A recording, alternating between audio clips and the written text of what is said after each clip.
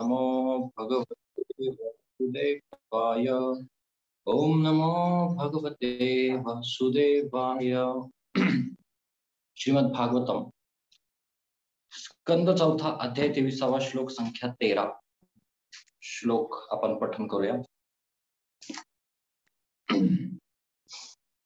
एवं सवीर प्रवरः संयोजात्मानमात्मनि ब्रह्मभूतो दृढं काले तत्याज स्वं कलेवरम्। एवं सवीर प्रवरः संयोजात्मनमात्मनि ब्रह्मभूतो दृढं काले त्यत्याजं स्वं कलेवरम्। एवं सवीर प्रवरः संयोजात्मनमात्मनि ब्रह्मभूतो दृढं काले त्यत्याज स्वं कलेवरम्। भाषांतर आणि तात्पर्य श्रील प्रभुपाद यांच्या द्वारा। श्रील प्रभुपाद की जय। कालांतराने देहत्याग करण्याची वेळ जवळ आलेली असताना पृथु महाराजांनी आपले मन भगवान श्रीकृष्णांच्या चरण कमळांवर दृढपणे स्थित केले। अशा प्रकारे ब्रह्मभूत स्तरांवर पूर्णतः स्थित असताना त्यांनी आपले भौतिक शरीर त्यागले। तात्पर्य: एका बंगाली म्हणीनुसार मनुष्याने आपल्या जीवनात केलेल्या आध्यात्मिक प्रगतीची परीक्षा मृत्यूसमयी घेतली जाते। भगवद्गीतेत ही 8.6 म्हटले आहे की यम यम वापी स्मरण भावम त्यजत्यन्ते कलेवरम तम तमय वेति कौंतेय सदा तद्भाव भावितः। कृष्ण भावनेचा अभ्यास करणारे साधक मृत्यूसमयी आपली परीक्षा घेण्यात येणार आहे हे जाणतात।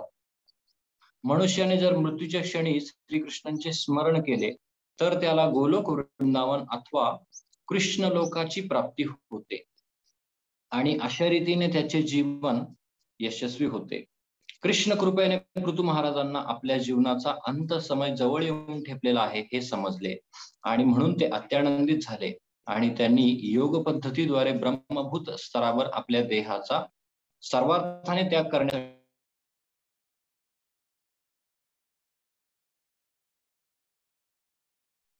मनुष्य स्वेच्छेने देहत्याग भगवत धामात परत कसा जाऊ शकतो याचे सविस्तर वर्णन पुढील श्लोकांमध्ये आढळेल।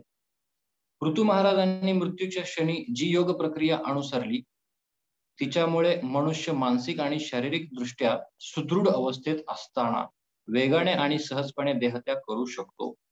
प्रत्येक भक्ताची इच्छा असते की आपले शरीर शारीरिक तथा मानसिक दृष्ट्या सुदृढ असतानाच आपण त्याचा त्याग करावा। अशीच इच्छा कुलशेखर महाराजांनी आपल्या मुकुंदमाला स्तोत्र या स्तवनामध्ये व्यक्त केलेली आहे। कृष्ण त्वदीय पद पंकज पंचरात्तम अद्दैव मे विशतु मानसराज हंसः प्राणप्रणाय प्रयाण समये कफवात पित्ते कंठावरोध निबधो स्मरणं कुतस्ते। सुदृढ आणि निरोगी अवस्थेत शरीराचा त्याग करावा अशी कुलशेखर महाराजांची इच्छा होती आणि म्हणून ते भगवान श्रीकृष्णांना प्रार्थना करतात की हे कृष्ण, माझे मन सुस्थितीत असताना आणि आरोग्य उत्तम असताना मला त्वरित मरण यावे। सामान्यतः मनुष्याचा मृत्यू होत असतो तेव्हा त्याच्या देहामध्ये कफ आणि पित्ताचा प्रकोप होऊन त्याचा कंठ अवरुद्ध होतो। अवरुद्ध अवस्थेतील कंठाने कोणताही ध्वनी उच्चारणे अतिशय कठीण असल्यामुळे केवळ कृष्ण कृपेनेच मनुष्य मृत्यूसमयी हरे कृष्ण मंत्राचे उच्चारण करू शकतो। तथापि योगी पुरुष स्वतःला मुक्तावस्थेमध्ये मुक्तासनामध्ये स्थित करून त्वरित देहत्याग करू शकतो आणि इच्छित ग्रहावर जाऊ शकतो। परिपूर्ण योगी योगाभ्यासाच्या बळावर स्वेच्छेने कधीही देहत्याग करू शकतो। ओम अज्ञानतिमिरन्धस्य ज्ञानाञ्जनशलाकया चक्षुरुन्मीलितं येन तस्मै श्रीगुरुवे नमः। श्रीचैतन्यमनोभीष्टं स्थापितं येन भूतले स्वयं रूपः कदा मह्यं ददाति स्वपदान्तिकम्। वन्देऽहं श्रीगुरुः श्रीयुतः पदकमलं श्रीगुरून् वैष्णवांश्च श्रीरूपं सागरजातं सहगणा रघुनाथान्वितं तं सजीवं साद्वैतं सावधूतं परिजनसहितं कृष्णचैतन्यदेवं श्री राधा कृष्ण पदान सहगणा ललिता श्री विशाखान्वितांश नमो विष्णुपदाय कृष्ण पृष्ठाय भूतले श्रीमते भक्ति वेदांत स्वामिन इति नामिने। नमस्ते सरस्वती देवे गौरवाणी प्रचारिणे निर्विशेष शून्यवादी पाश्चात्य देशतारिणे वाञ्छाकल्पतरुभ्यश्च कृपा सिन्धुभ्य एव च पतितानां पावनेभ्यो वैष्णवेभ्यो नमो नमः। जय श्री कृष्ण चैतन्य प्रभु नित्यानंद श्री अद्वैत गदाधर श्रीवासादि गौर भक्तवृंद। हरे कृष्णा कृष्ण कृष्ण हरे हरे हरे राम राम राम हरे हरे। मुखं करोति वाचालं पंगुं लंघयते गिरिं यत्कृपातमहं वन्दे श्रीगुरुदीनतारिणं परमानन्दमाधवं श्री चैतन्येश्वरम। हरे कृष्ण। तर उपस्थित सर्व भक्तांचं आपल्या दैनंदिन भागवत चर्चेमध्ये स्वागत आहे। तर स्पीकर दुसरे होते, परंतु स्पीकर उपस्थित नसल्यामुळं तुम्हाला मला सहन करायला लागणार आहे। तर थोडंसं आपण चिंतन करूया की कशा प्रकारे ऋतू महाराजांचं जे स्वधामगमन आहे हा अध्याय चालू आहे। आणि काल आपण पाहिलं की कशा पद्धतीने जे पृथु महाराज आहेत ते देहात्म बुद्धीतून, देहात्म बुद्धी म्हणजे शरीर, आपण स्वतःला आपली खरी ओळख काय, ऍक्च्युली आपण आत्मा आहोत, परंतु स्वतःला आपण देह समजतो, त्याला देहात्म बुद्धी म्हणतात। तर ह्या स्तरावरून पृथु महाराज पूर्णपणे मुक्त झाले होते आणि ही अवस्था प्राप्त केल्यानंतर प्रत्येकाच्या हृदयामध्ये त्यांना काय दिसत होतं, परमात्मा रूपाने निवास करणारे भगवान दिसत होते, भगवंत दिसत होते आणि भगवत साक्षात्कार त्यांना झाला होता। आणि प्रत्यक्ष त्यांनी भगवान श्रीकृष्णांकडून आदेश प्राप्त केलेले असल्यामुळे त्यांना जे इतर योग आणि ज्ञानाच्या पद्धती आपण पाहिल्या होत्या त्याचा त्यांनी त्याग केला। म्हणजे शेवटी जे आपण पाहतो की शेवटी जे तत्व कुठलं राहत असतं तर ते भक्ती योग तत्व, आणि त्यांना ज्ञान आणि योगाच्या ज्या सिद्धी होत्या आपण पाहतो, आणि लगिमा किंवा इतर काही सिद्धी आहेत, इशिता वशिता, तर ह्याच्यामध्ये काही स्वारस्य नव्हतं। कारण इथं सांगितलंय की भक्तिमय सेवाच हे जीवनाचं काय अंतिम ध्येय आहे आणि ज्ञानी तथा योगी हे कृष्ण कथेकडे आकृष्ट होत नाहीत, बरोबर ना। आणि जोपर्यंत ते आकृष्ट होत नाही तोपर्यंत त्यांना अस्तित्वाविषयी त्यांचं स्वतःचं जे अस्तित्व आहे, आपण शरीर नसून आत्मा आहोत किंवा आता तो ब्रह्मजिज्ञासा, ह्या भ्रमातून ते कधीच वरती उठणार नाही। आणि परत तात्पर्यामध्ये पाहिलं होतं आपण कशा प्रकारे शुद्ध भक्ती आहे अन्याभिलाषिता शून्यम ज्ञान कर्माणावृतम अणुकुल्येन कृष्णाणु शीलनम भक्तीर उत्तमा। तर हे आपण पाहिलं होतं काल। तर आजचं भाषांतर पुन्हा एकदा वाचतो। कालांतराने देहत्याग करण्याची वेळ जवळ आलेली असताना पृथु महाराजांनी आपले मन भगवान श्रीकृष्णांच्या चरणकमळांवर दृढपणे स्थित केले। अशा प्रकारे ब्रह्मभूत स्तरावर पूर्णतः स्थित असताना त्यांनी आपले भौतिक शरीर त्यागले। ब्रह्मभूत प्रसन्नात्मा न शोचती न कांक्षती हा एक भगवद्गीतेमध्ये श्लोक आढळतो, किंवा ब्रह्मभूत स्तर आपण पाहिला होता। तर हे लेक्चर म्हणजे ह्याच्यावरती मी थोडस आपले जे कृष्णधन प्रभू आहेत, त्याला माहिती आहे नाशिक मंदिराचे प्रेसिडेंट आहेत, व्हाईस प्रेसिडेंट असतील, तर त्यांनी ह्या एकच मिनिट,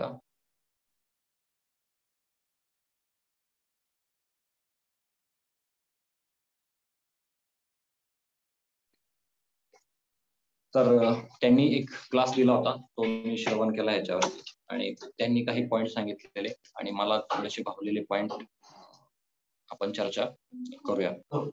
तर इथे सांगितलंय की तात्पर्यामध्ये एका बंगाली म्हणीनुसार मनुष्याने आपल्या जीवनात केलेल्या आध्यात्मिक प्रगतीची परीक्षा मृत्यूसमयी घेतली जाते। तरी बंगालीच नाहीये, बंगाली पण आहे, पण मराठी पण म्हण आहे। तर श्री शुकदेव प्रभू नेहमी आपल्याला सांगतात, आपल्याला माहिती असेल की वीर पहावा रणी आणि साधू पाहावा मरणी. तर इथे जे साधू आहेत, पृथू महाराज आहेत, तर त्यांचं जे शेवटचे जे स्वधाम गमन आहे ते स्वधाम गमन इथं चालू आहे. आणि त्यानुसार आपण पाहतो की life is preparation and death is examination, की आपण जे आपल्या जीवनात जे काही करत असतो ते प्रिपरेशन असतं. पण हे कधी एखादा साधू बाबा खरंच त्यांनी आपल्या जीवनामध्ये खरंच प्रिपरेशन केलंय, खरंच जे काही केलंय ते कधी कळणार? तर मृत्यूसमयी त्याची काय चेतना आहे किंवा काय भावना आहे. तर हे खूप महत्वाचं आहे. तर इथं भगवद्गीतेचा एक श्लोक कोट केलाय, यम यम वापी स्मरण भावम त्यजत्यन्ते कलेवरम तम तमय वैति कौंतेय सदा तद्भाव भावितः. तर 8.6 मध्ये सांगितलंय हे. याचं भाषांतर असं आहे, हे कौंतेय, आपल्या देहाचा त्याग करीत असताना मनुष्य ज्या ज्या भावाचे स्मरण करतो त्या त्या भावाची तो निसंदेह प्राप्ती करतो. याला म्हणतात लॉ ऑफ लास्ट थॉट. हा भगवंतांचा एक नियम आहे की मृत्यूसमयी तो ज्या गोष्टींचं चिंतन करतो त्या त्या ह्याच्यामध्ये त्याला त्याचं पुढे जी त्याची गती आहे ती गती भेटते. मग आता एवढं सोपं आहे का मृत्यूसमयी भगवंतांचं हे करणं एवढं सोपं आहे का? तुम्ही म्हणाल सोपं आहे, काय झालं त्यात? अजमेळ आहे, अजमेळ होता, अजमेळाने गौरम प्रभू सांगतात ना, माझा बी गया और भगवत धाम बी गया. तर असं होणार नाहीये. स्पेशल केस आहे अजमेळाची. तर प्रत्येक जी लीला आहे त्या लीलाचे 2 गोष्टी आहेत. एक म्हणजे ती झाल्याच्या पाठीमागचं पॉझिटिव्ह रिझन आणि दुसरं आहे निगेटिव्ह रिझन, किंवा काय आपण केलं पाहिजे ते श्रवण करून आपण आपल्या जीवनामध्ये काय घेतलं पाहिजे आणि ते श्रवण करून आपण आपल्या जीवनामध्ये काय नाही घेतलं पाहिजे, ह्या 2 गोष्टी.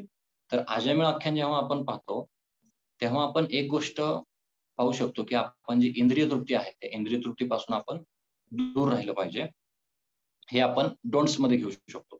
आणि डूज मध्ये काय, की आपण आपली जी मुलं आहेत त्यांचं नामकरण भगवंतांच्या नामासमान ठेवू शकतो आणि त्याचबरोबर त्याचं सारखं नामस्मरण करू शकतो. आणि भगवंत एवढे दयाळू आहेत की मृत्यूच्या क्षणी सुद्धा ते जीवाला काय करतात की मदत करतात ते नाम घेण्यासाठी.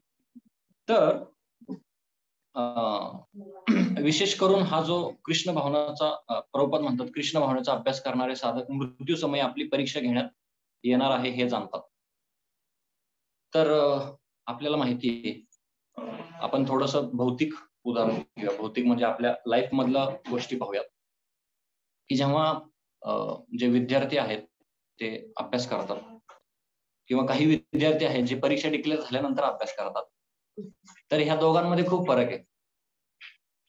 जो प्रामाणिक साधक आहे, जो प्रामाणिक विद्यार्थी आहे, तो काय विचार करतो, बाबा एक दिवस मला परीक्षा द्यायची. आणि प्रभुपाद इथं सांगतात की जो प्रामाणिक साधक आहे त्या प्रामाणिक साधकाला माहिती आहे की माझं हे लाईफ जे आहे ते प्रिपरेशन आहे आणि एक ना एक दिवस मला मृत्यू हा निश्चित आहे.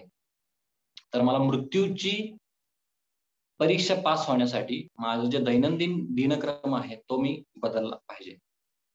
तर इथं आपण पाहतो की प्रभुपाद म्हणतात मनुष्याने जर मृत्यूच्या क्षणी श्रीकृष्णांचे स्मरण केलं तर त्याला गोलोक वृंदावन तथा कृष्ण लोकाची प्राप्ती होते आणि अशा रीतीने त्याचे जीवन यशस्वी होते. किती सोपं आहे ना, किती सोपं आहे की मृत्यूच्या क्षणी श्रीकृष्णांचे स्मरण. पण थांबा, मृत्यूच्या क्षणी श्रीकृष्णांचं स्मरण होण्यासाठी बहुत पापड बेलणे पडते म्हणतात. तर असं म्हणतात आपण स्वप्न आपल्याला पडतं बरोबर ना. स्वप्नात काय येतं, जे आपण दिवसभर जे काही केलेलं असतं, दिवसभर जे काही आपण चिंतनामध्ये असतो ते आपल्या स्वप्नामध्ये येतं. म्हणून मराठीत एक म्हण आहे. काय म्हण आहे? मणी वसे ते स्वप्नी दिसे. आपल्याला माहिती आहे की मनी आपले जे वस्तं जे असतं तेच आपल्याला स्वप्नामध्ये दिसतं. त्यामुळं असं नाहीये की बाबा ठीक आहे मी 16 माळा काय करणार नाही, मी फक्त आपला थोडं यायचं म्हणून मंदिरात येईल आणि ठीक आहे ना, काय मृत्यू क्षणी फक्त नारायण म्हणायचंय किंवा हरे कृष्ण म्हणायचंय ते तर किती मी. परंतु मृत्यूच्या क्षणाची अवस्था किती भयानक असते ते आपण इथं पाहू शकतो. की इथं काय सांगितलंय पुढं प्रभुपाद एक मुकुंदमाला स्तोत्रम ह्याच्यात जे कुलशेखर महाराज आहेत त्यांच्या प्रार्थनेतला हा अभंग श्लोक देतात. तर विशेष करून जे भरत महाराज आहेत आपल्याला माहिती आहे, भरत महाराज पृथ्वी सम्राट होते.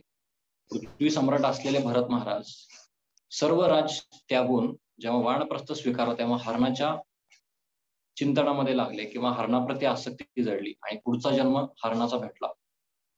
आता माहिती होतं मी पाठीमागच्या जन्मात कोण होतो, म्हणून ते हरिण सुद्धा जे भरत महाराज होते ते अशा ठिकाणी वावर करू लागले त्यांचा ज्या ठिकाणी साधू संघ त्यांना मिळेल. त्या साधू संघातून पुढचं जीवन त्यांना जड भरताचं भेटलं. हुशार होते बुद्धीनी, परंतु मनामध्ये स्वतःनीच मंदबुद्धी राहण्याचं ठरवलं होतं. का तर ह्या जगात हुशारीपणा दाखवला ना आपल्याला गिळणारे भरपूर आहेत हे त्यांना माहिती होतं, किंवा आपला गैरवापर करणारे लोक आहेत हे त्यांना माहिती होतं. म्हणून त्यांच्या ज्या क्रिया होत्या त्या मंद बुद्धी किंवा जड, एखादा जड व्यक्ती कसा असतो त्यामुळे त्यांना जड भरत हे नाव पडलं. परंतु ते जड भरत जेव्हा कुलशेखर महाराजांची जी पालखी आहे ती पालखी जेव्हा येत होती आणि तिथे एक व्यक्ती कमी पडत होता त्या पालखीला, चौघांची दोघांची होती, तेव्हा जड भरत आले आणि जड भरत चालत असताना आपण पाहू शकतो की आपल्या सगळ्यांची स्टोरी माहिती की कशा प्रकारे खाली पाहून चालत होते जेणेकरून मुंग्या ज्या आहेत त्या मुंग्या माझ्या पायाखाली मरल्या नाही पाहिजेत म्हणून उड्या मारत होते. आणि उडी मारल्यानंतर जो राजा होता ते पालखीमध्ये बसलेले कुलशेखर महाराज ते असे हलत होते आणि हलत असल्यामुळे ते खडसावतात, अरे तुला कळत नाही का तू कसा चालतोय हे ते. तर मग हे त्याला सांगतात की तुम्ही आत्मसाक्षात्कारी नाहीयेत, कारण का जो आत्मसाक्षात्कारी व्यक्ती आहे तो प्रत्येक जीवाचा सुहृद असतो. आणि मग ते त्यांना उपदेश देतात आणि नंतर तेच कुलशेखर जे महाराज आहेत ते मुकुंदमाला स्तोत्रम हे जे लिहितात. होस्ट कोण आहे प्लीज म्यूट करा यांना. श्रीमान मोहन रूप कृष्ण प्रभू, थँक्यू. तर त्याच्यामध्ये ते लिहितात, कृष्ण त्वदीय पदपंकज पंजरात्म अद्दैव मे विशितु मानस राजहंस प्राण प्रणाय समये कफवात पित्ते कंठावरोध निघो स्मरणम कुतस्त. म्हणतात हे भगवंता माझं जे जीवन आहे, मला जो मृत्यू आहे तो चांगला असताना द्या. का तर मृत्यू समय जी काय अवस्था आहे ती कुलशेखर महाराज सांगतात. प्राण प्रयाण समये कफवात पित्ते, कफ वात पित्त हे माहिती आहे आपल्याला, जे काही आजार आहेत ते ह्याच्यानुसारच होत असतात. कंठावरोध, कंठ जो आहे तिथून आवाज बाहेर पडत नाही. तेव्हा पाठीमागच्या वेळेस आपण पाहिलं होतं आले कुठनं आले अशी अवस्था होते. त्याच्यापेक्षा मृत्यूच्या क्षणी नाम घेण्यापेक्षा आपण आत्ताच प्रॅक्टिस केली पाहिजे. त्याच्यामध्ये आपण पाहतो की आता जे काही ऑलिम्पिक मेडल्स जे जिंकतात ते ऑलिम्पिक मेडल्स जिंकणारे असं आहे का डायरेक्ट जातात आणि एकच शॉट मारतात त्याच्यामध्ये ते विन होतात, नाही. तर त्याच्यासाठी त्यांना प्रॅक्टिस केली जाते. ती प्रॅक्टिस करत करत करत असं सांगितलं जातं प्रॅक्टिसमध्ये ते जेवढं मॅच मध्ये खेळतात त्याच्या कितीतरी पटीने प्रॅक्टिस त्यांची झालेली असते. आणि ही प्रॅक्टिस झाल्यानंतर मॅच मध्ये एक्झॅक्टली जे काही हिट करायचे त्यांना ते हिट होतात. तर ह्या गोष्टी खूप महत्वाच्या आहेत. त्यामुळे आपण दैनंदिन जी प्रॅक्टिस करतो, आपण प्रॅक्टिस का करतोय 16 माळा हे, तर हे प्रॅक्टिस रोज आपल्याला करायचंय. रोज रोज रोज रोज हरे कृष्ण महामंत्र गायचा आहे आणि रोज हा जेव्हा महामंत्र घेऊ, जेव्हा आपल्या स्मरणामध्ये राहील तेव्हाच मृत्यू क्षणी आपल्याला भगवंतांचं नाम होणार. कसं होणार आहे त्याची एक सुंदर टेक्निक कृष्णधन प्रभूंनी सांगितली, ती आपण पाहू. पुढे म्हणतात की सामान्यतः मनुष्याचा मृत्यू होत असतो तेव्हा त्याच्या देहामध्ये कफ आणि पित्ताचा प्रकोप होऊन त्याचा कंठ अवृत होतो. अवृत अवस्थेतील कंठाने कोणताही ध्वनी उच्चारणे अतिशय कठीण असल्यामुळे केवळ कृष्ण कृपेनेच मनुष्य मृत्यूसमयी हरे कृष्ण महामंत्राचे उच्चारण करतो. एखादा म्हणाल प्रभूजी मृत्यूसमयी मी नाम घेऊ शकतो, एकदम सहज घेऊ शकतो का, तर मी दररोज पहाटे उठून मंगल आरती केलेली आहे, त्याच्यानंतर नाम जप केलेला आहे. हे चांगलं आहे, हे जेवढं केलंय त्याचा लाभ तुम्हाला नक्की होईल, परंतु ह्याची शाश्वती नाहीये की तुम्हाला शेवटच्या क्षणी स्मरण होईल. का तर भगवंतांकडे काही गोष्टी आहेत आणि आपल्याकडे काही गोष्टी आहेत. तर कृष्णधन प्रभू सांगत होते, remembering Krishna at the time of death is not in our domain. Remembering Krishna at the time of death is not in our domain. म्हणजे काय, भगवंतांचं स्मरण करणं आणि ते कधी मृत्यूच्या क्षणी स्मरण करणं हे आपल्या हातात नाहीये. पण बट ऍट करंट टाइम जे ह्या वेळी आपण रिमेंबरन्स भगवंतांचं करू शकतो, हे आपल्या हातामध्ये आहे. तर दोन गोष्टी सांगितल्या जातात, लीड मेजर्स आणि लॅग मेजर्स. इंग्लिशमध्ये त्यांनी सांगितलं होतं काय, लीड मेजर्स म्हणजे काय, माझ्या हातामध्ये आता काय, आणि लॅग मेजर्स म्हणजे काय, की माझ्या हातामध्ये काय नाहीये जे की भगवंतांच्या हातामध्ये. तर हे जे स्मरण होणं किंवा मृत्यूच्या क्षणी स्मरण कशाचं झालं पाहिजे हे आपल्या हातात नाहीये, बरोबर ना, कोणाच्याच हातामध्ये नाही आपल्या. त्यामुळे त्याला लॅग मेजर्स म्हणतात. आणि लीड मेजर्स मध्ये काय येतं, की आता माझ्या हातामध्ये काय, आता मी काय काय गोष्टी करू शकतो. तर भगवंतांच्या हातामध्ये कसं काय हो, तुम्ही म्हणाल की मी तर माझ्या मनात काय चाललंय ते भगवंत कसं काय कंट्रोल करू शकतात. तर भगवंत कंट्रोल करतात. भगवंत म्हणतात, सर्वस्य चाहम हृदि सन्निविष्टो मत्तः स्मृती ज्ञान अपोहणं च वेदेश्च सर्वैर अहमैव बद्ध वेदांत कृत वेद विदेह च. भगवंत म्हणतात, प्रत्येकाच्या हृदयामध्ये मी स्थित आहे. सर्वस्य चाहम हृदि सन्निविष्टो, कुठं स्थित आहे, हृदयामध्ये. मत्तः स्मृती ज्ञान अपोहणं च, माझ्यामुळेच त्या जीवाला स्मृती म्हणजे आठवणी, विस्मृती, बरोबर ना, स्मृती ज्ञान अपोहणं, अपोहणं म्हणजे विस्मृती. तर ह्या गोष्टी प्रकट होतात. आता भगवंत हे सांगतात. त्यामुळं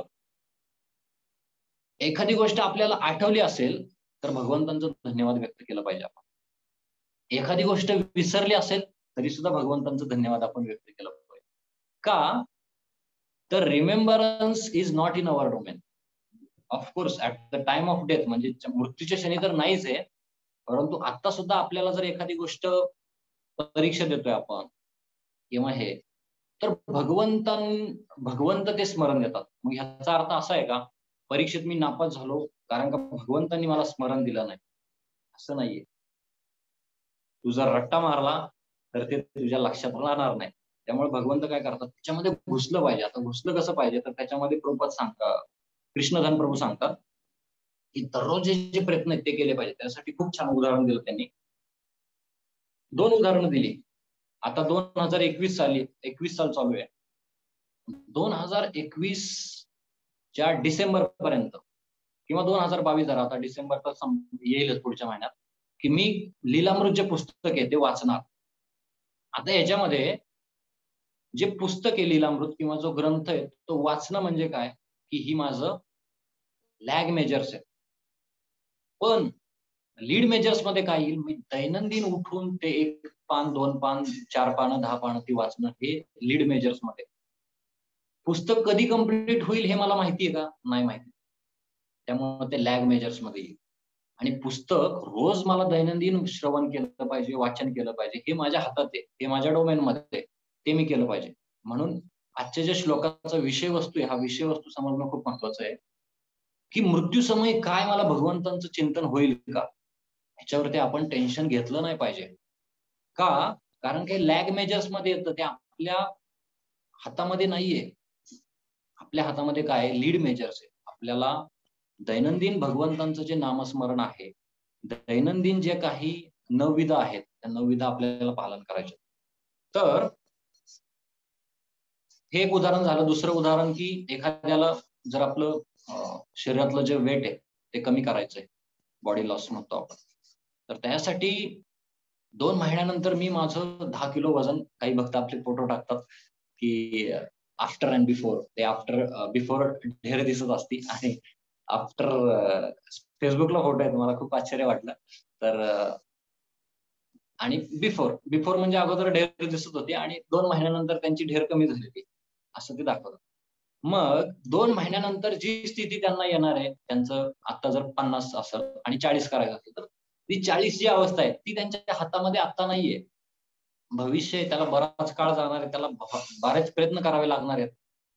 ते आता शक्य नाहीये. परंतु आता काय शक्य आहे, तर मी दैनंदिन जो मला डाएट दिलेला आहे, त्या डाएटवरती मी कॉन्सन्ट्रेट करणार. काय मी वडापाव खातोय का? काय मी ज्या अशा चटपटीत गोष्टी त्या खातोय का? त्याच्यावरती फोकस करणं. ते म्हणजे काय? Lead measures.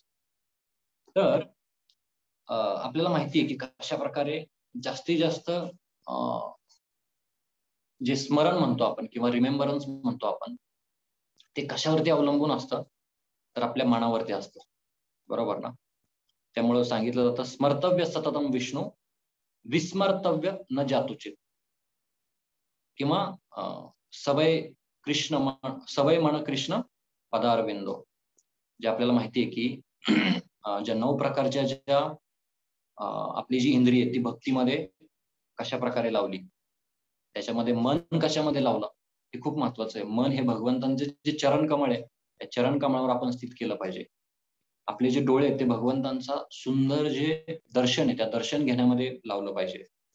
आपले जे हात आहेत हे गुंडीच्या मार्जन लिहिल्यावरून आपल्याला कळतं की कशा प्रकारे आपलं जे हात आहे ते कशासाठी आपण वापर केला पाहिजे त्याचा, की मंदिर जे आहे वैकुंठांगण मार्जन केलं पाहिजे आपण.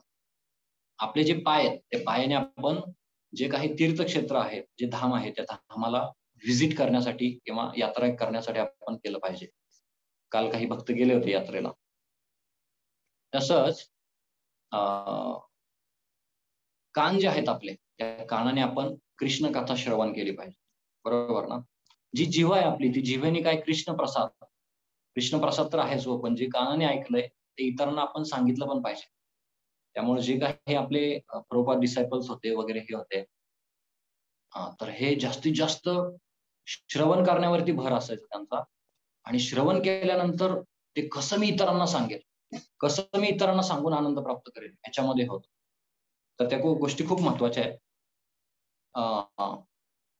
आता कृष्णधन प्रभूंचं एकदा महाविष्णू स्वामी महाराज जे नाशिकमध्ये आले होते शेवटच्या स्टेजमध्ये त्यांच्या, तेव्हा त्यांची सेवा करण्याचं कृष्णधन प्रभूंना एक संधी मिळाली आणि त्यांनी प्रश्न विचारला महाविष्णू स्वामी महाराजांना. खूप छान आहे, तुम्हाला प्रभावित करेल नक्कीच हे.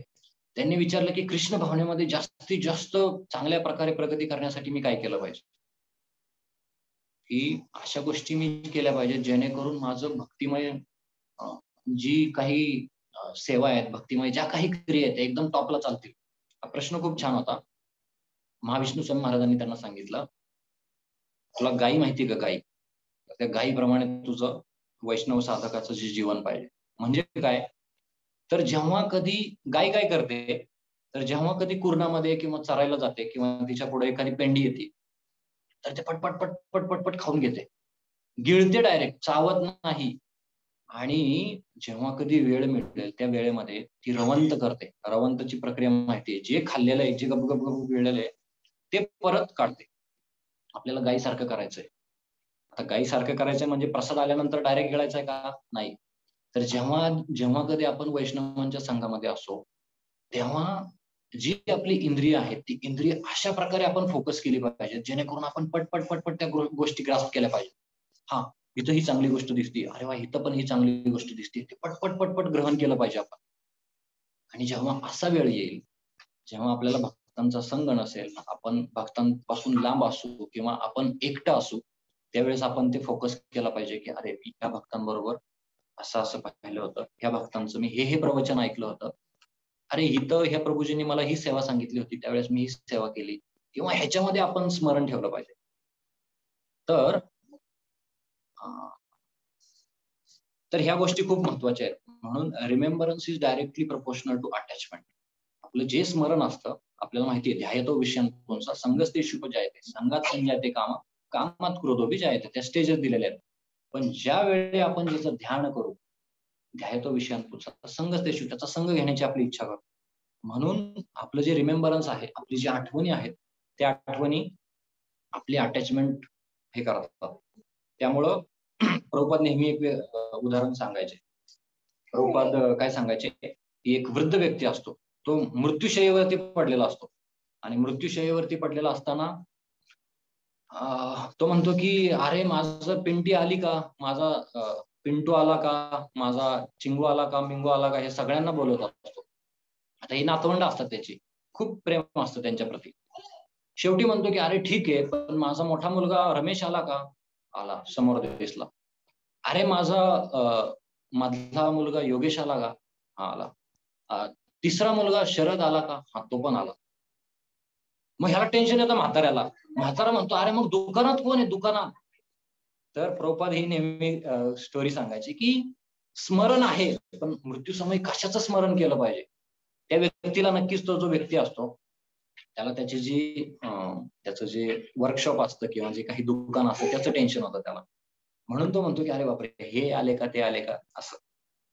तर 2 गोष्टी आपल्या डोमेनमध्ये येथे कृष्णधन प्रभूंनी सांगितलं. एक, प्रॅक्टिस रिमेंबरन्स नाव.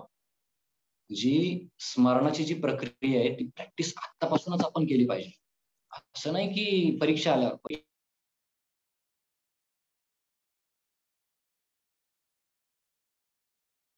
आपलं कंठ जे आहे तो अवरोध होणार आहे, त्याच्यामधून नावच येणार नाहीये बाहेर आणि कफवात पित्ताने आपली अवस्था बेकार होणार आहे. त्यामुळे एक भजन आहे, ते खूप छान भजन आहे, परमपूज्य लोकनाथ स्वामी महाराजांनी ते गायलंय. मी पाठवल, माझं पाठ नाहीये, परंतु जब प्राण तन से निकले, खूप छान आहे. गंगा जी का तट हो, वंशी बट हो, असं खूप छान भजन आहे ते. ते प्रत्येकाने ऐकलं पाहिजे. आणि ते भजन आपण ऐकताना आपण हे स्मरण ठेवलं पाहिजे. खरंच ह्या गोष्टी माझ्यासमोर येतील का मृत्यूक्षणी? की कशाप्रकारे गंगाजीचा तट असेल, मेरा सावरा निकट हो, म्हणजे माझा सावरा म्हणजे कोण? भगवान श्रीकृष्ण माझ्या समोर आहेत. अशी अवस्था कधी प्राप्त होईल माझी? तर ते खूप छान भजन आहे, आपण श्रवण करू शकतो. एक सांगितलं प्रॅक्टिस रिमेंबरिंग नाव आणि दुसरं सांगितलं फर्म फेथ. असं नाही की अरे बापरे, मी एवढं करतोय बाबा, पण काय बाबा रोज थंडीचं उठायचं आणि शेवटी मला भगवंत येतील का नाही, कशावरून? कारण का काय होऊ शकतं भगवंत. सिंपल आहे. फर्म फेथ पाहिजे आपला. जर फर्म फेथ असेल तरच आपल्या ह्या आध्यात्मिक क्रिया आहेत त्या सक्सेस होणार आहेत. त्यामुळे जे आपल्याला हरिदास ठाकूर आहेत, त्या हरिदास ठाकूरांच्या कथेमध्ये माहिती आहे आपल्याला, की शेवटी अशी अवस्था असते की ते जप करू शकत नाहीयेत.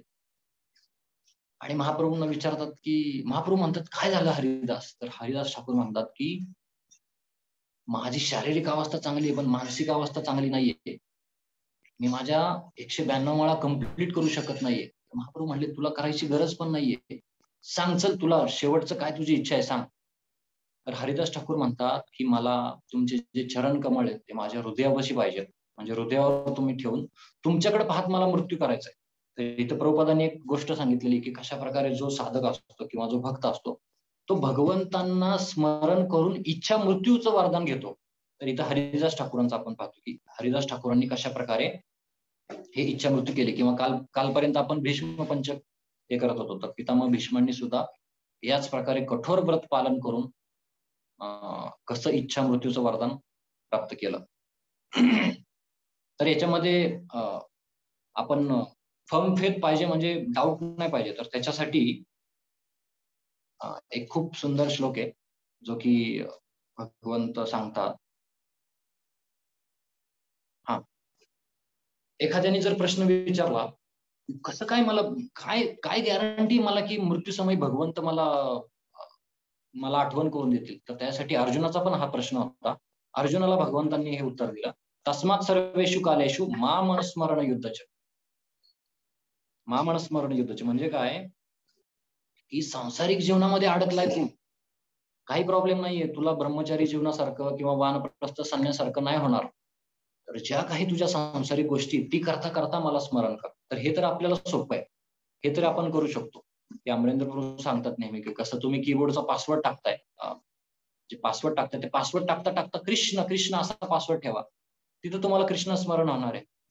किंवा बटन दाबताना त्या बटनाच्या जे आपण लाईट वगैरे लावतो त्या लाईटच्या वरती एक श्लोक लिहा, की सर्व धर्मां परित्यज्य माम एकम शरणम व्रज, की कशा प्रकारे भगवंतांचं स्मरण केलं पाहिजे. तर ह्या छोट्या छोट्या गोष्टी आहेत ह्या आपण करू शकतो, जेणेकरून आपल्याला कृष्ण स्मरण होईल. आणि निश्चित माझी योग्यता नाही ह्या विषयावरती बोलण्यासाठी, परंतु वरिष्ठांची सेवा होती म्हणून, वरिष्ठांची आज्ञा होती म्हणून मी प्रयत्न केला.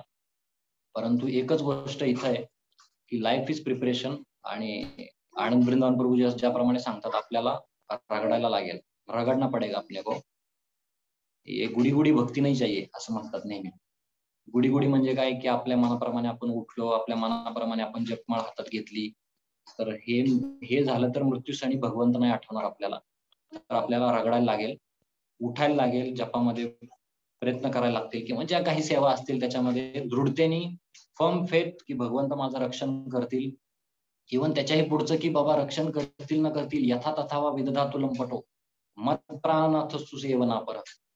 भगवंतांनी मला स्वीकारू किंवा लात मारू तरी पण माझी हीच अवस्था पाहिजे. तर नेहमीप्रमाणे जास्त बोलतो करण्यापेक्षा तर तुम्ही प्रार्थना करा जेणेकरून माझं जे मृत्यू आहे की हा मृत्यू जो कफवात पित्त ह्याच्या अगोदरच येईल आणि भगवंतांचं स्मरण होईल. नक्कीच ह्याच्यासाठी रगडायचा माझा प्रामाणिक प्रयत्न मी करणार आहे. हरे कृष्ण. खूप खूप धन्यवाद. प्लीज ह्याच्यामध्ये ऍड करू शकता. हरे कृष्ण प्रभू. खूप खूप धन्यवाद. अतिशय सुंदर मार्गदर्शन केलं. तर आजच्या या श्लोकावरती प्रभूजींना मी काल सांगितलं होतं की तुम्ही यावरती थोडं मार्गदर्शन करा. तर हा 13 नंबरच्या श्लोकामध्ये आपल्याला पाहिलं आणि याच्या आधी आपण बघितलेलं आहे, ऐकलेलं आहे की पृथू महाराजांचं आता जे काही त्यांनी पूर्ण त्यांचं जीवन आदर्श आपल्याला दाखवला त्यातला हे शेवटचा टप्पा आलेला आहे आणि ही प्रत्येकावर येणार आहे.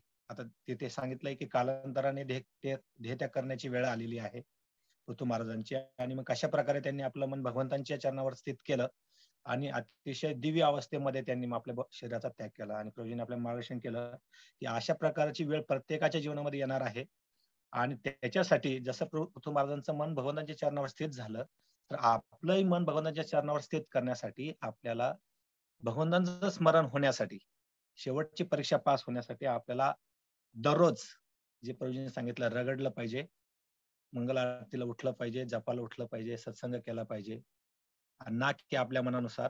तर तो असं फोर्सफुली विशेष मार्गदर्शनाखाली जसं आपले काउन्सिलर्स आणि वरिष्ठ भक्त आहेत त्यांच्या मार्गदर्शनाखाली आपण ते केलं पाहिजे. अशा प्रकारे प्रभूजींनी अतिशय सुंदर मार्गदर्शन केलं. त्याच्यामध्ये वेगवेगळ्या म्हणी, वेगवेगळे श्लोक, वेगवेगळे रेफरन्स देऊन प्रभूजींनी आपल्याला मार्गदर्शन केलं. या सुंदर मार्गदर्शनाबद्दल प्रभूजी आपण 3 वेळा हरिबोल म्हणून धन्यवाद देऊया. हरी बोल. हरी बोल. हरी बोल. हरी बोल. उद्या सकाळी जपा टॉक जे असेल ते श्री महादेव प्रभूजी किंवा हर ग्रेस वेणुगीता माताजी यांचं असेल आणि त्यानंतर आपला भागवत सुबोधिनी वर्ग 8:30 वाजता असेल. त्याचा मेसेज आपल्याला येईल व्हॉट्सअपवरती. कोणाला काही आजच्या विषयाबद्दल प्रश्न, टीका, टिप्पणी असेल तर प्रभूंना विचारू शकता. हरे कृष्ण. हरे कृष्ण प्रभूजी. प्रभूजी मला एक मनात विचार आला होता की आता मृत्यू समयी जसं कंठामध्ये हे दाटून येतं आणि पित्ताचा प्रकोप होतो, पण ज्यांचं अपघाती मरण होतं ते कसं भगवंतांना स्मरण करू शकत असणार आहेत? किंवा आपला जरी झाला म्हणजे माझा जरी झाला तरी पण मी कसं स्मरण करू शकणार भगवंतांचं? खूप छान प्रश्न आहे प्रभूजी. तर ह्याच्यामध्ये आपण ज्या 2 गोष्टी पाहिल्या होत्या, फर्म फेथ आणि रिमेंबरिंग कृष्णा नाव. जर तुम्ही फर्म फेथ ही गोष्टचा प्रश्न आहे हा, परंतु त्याच्या अगोदर काय तुमचं रिमेंबरन्स चालू आहे का दैनंदिन? रिमेंबरन्स चालू आहे का? रिमेंबरन्स जर असेल तर भगवंत तुम्हाला नक्की मदत करणार. हे आपण कशामधून पाहिलं की तस्मात सर्वेषु कालेषु. सर्वेषु कालेषु म्हणजे काय? सगळ्या काळी, सर्व काळी मामनुस्मरण युद्धच. काय तू माझं ज्या सर्व काळी म्हणजे आपण जे पाहतोय की आता आपण ऑफिसमध्ये जातो, काय त्या ऑफिसमध्ये गेल्यानंतर आपल्याला स्मरण होतंय का? किंवा अशी कुठली वेळ आहे का ज्याच्यामध्ये आपण बाबा म्हणतोय अरे बास झालं बाबा, आता नको बाबा, देवाचं नाव लय घेतलं. गौरांग प्रभू म्हणतात ना, कृष्णा कृष्णा अब घुस गया कृष्णा, बस हो गया अभी कृष्णा. तर असं वाटतं का आपल्याला? तर आपण ज्या भावनेमध्ये भगवंतांचं स्मरण करतो, नक्कीच भगवंत त्या भावनेमध्ये आपलं हे करणार आहे. आणि भक्तांनी तर ह्या गोष्टीमध्ये कुठल्याच ह्याच्यामध्ये संदिग्ध राहू नये की बाबा भगवंत माझं रक्षण करणार आहे. आपल्याला होप काय प्रभू? आपल्याला होप तोच आहे. तुम्ही असं म्हणू शकत नाही प्रभूजी माझं 16 माळा झाल्यात, मी दैनंदिन मंगल आरतीला आलोय, मला भगवंतांनी वैकुंठाला नेहलंच पाहिजे, हे म्हणू शकत नाही आपण. आपण प्रयत्न करायचे आणि शेवटी एका होपवर राहायचंय की भगवंत मला नक्की मदत करतील, नक्की अवश्य रक्षिबे कृष्ण, भगवंत माझं नक्कीच रक्षण करतील. तर ह्या अवस्थेमध्ये पाहिजे. जर आपण म्हणू की काय माहिती बाबा, भगवंतांनी तर म्हटलेत की अंतकालेच मामेव स्मरण मुक्त्वा कलेवरम, पण माझं स्मरणच नाही झालं तर, किंवा हे नाही. खूप चांगलं आहे हे, हा उच्च लेवलचा प्रश्न आहे. परंतु त्याच्यासाठी काय मी प्रॅक्टिस करतोय का? काय माझ्याकडून दैनंदिन त्या क्रिया होतात का? होत असतील तर काय प्रॉब्लेम आहे? होत नसतील तर ते केल्या पाहिजेत. जसं गौरगोपाल प्रभूंचं आहे. Do you have problem in your life? Yes. Can you do something about it? Yes. Then why worry? तुमच्या जीवनामध्ये प्रॉब्लेम्स आहेत, थोडक्यामध्ये आता स्मरण होत नाहीये ह्या केसमध्ये, तर इथं स्मरण केलं पाहिजे.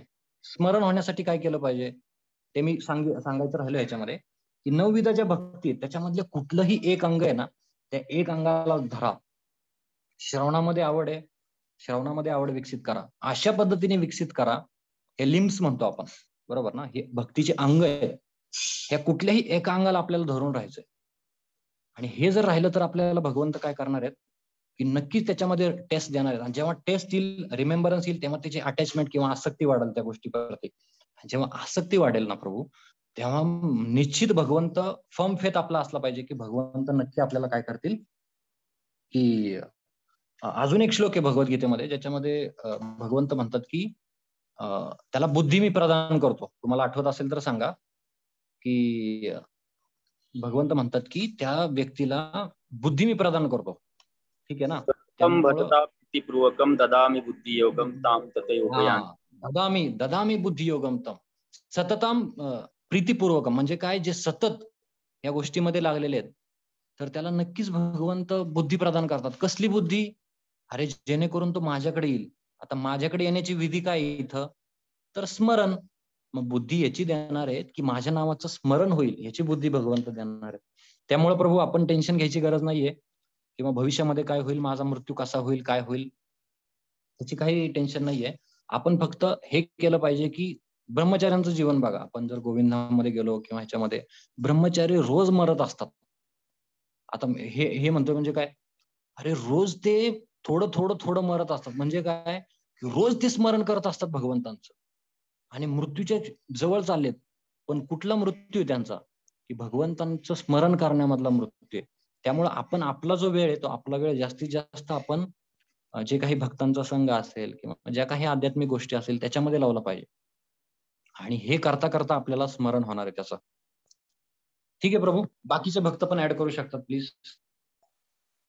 धन्यवाद प्रभूजी. क्लिअर प्रभूजी.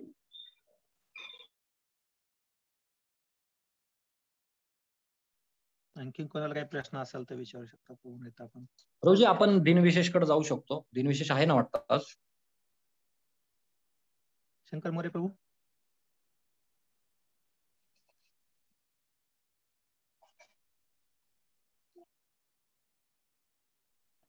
हे झालं का काल?